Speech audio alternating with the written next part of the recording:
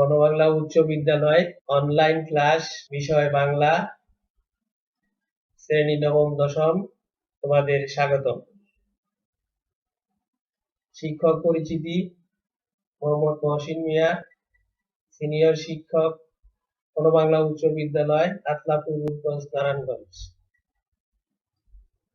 পাঠ পরিচিতি: শ্রেণী নবম দশম, বিষয় বাংলা।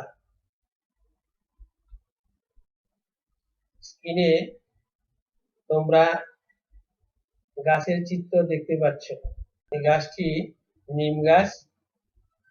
তাহলে আজকে তোমাদের পাঠ নিম গাছ। লেখক পরিচিতি: বলাইচাঁদ মুখোপাধ্যায়, বনফুল। জন্ম 1899।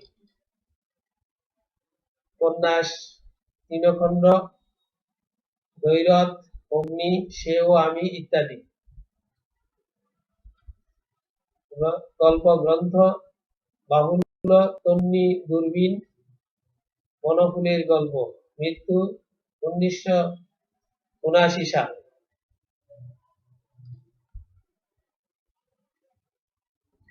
সংক্ষিপ্ত পাঠ উপস্থাপন: বলাইচাঁদ মুখোপাধ্যায়ের বনফুল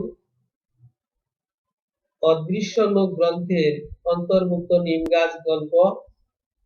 এই গল্পের সংক্ষিপ্ত অবয়বের মধ্যে লেখক বিপুল বক্তব্য উপস্থাপনের যে দক্ষতার পরিচয় দিয়েছেন তা বাংলা সাহিত্যে বিরল।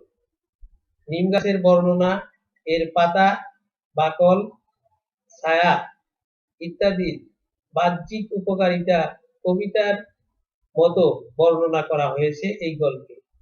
কবিরাজ তার চিকিৎসা কাজে সাধারণ মানুষ প্রাত্যহিক প্রয়োজনে নিম গাছকে অনবরত ব্যবহার করে থাকে, কিন্তু কেউ এই গাছের সামান্য যত্ন নেয় না।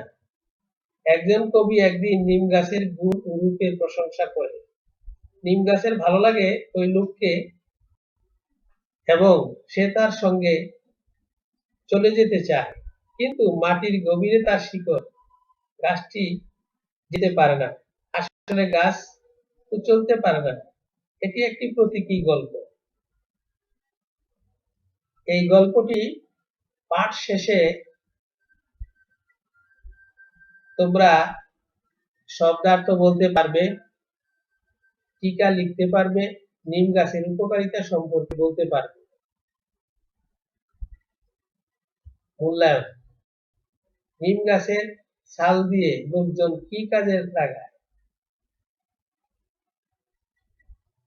বাড়ির পাশে গজালে বিজ্ঞরা খুশি হয় কেন? নিম পাতা কোন রোগের অপরতম ঔষধ? তোমাদের বাড়ির কাজ দেওয়া হলো।